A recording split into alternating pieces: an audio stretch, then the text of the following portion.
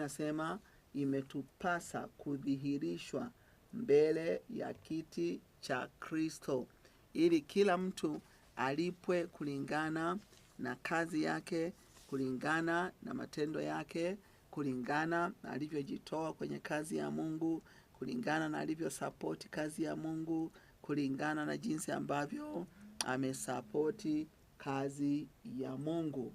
Unaona? Kwa hiyo tutadhihirishwa mbele ya kiti cha hukumu, na kwenye hukumu hii tutavikwa taji sawasawa na kazi tulizozifanya. Unaona? Kanisa litapelekwa sehemu iliyoandaliwa, tutapelekwa karamu hiyo ya mwana kondoo, sherehe ya miaka 7.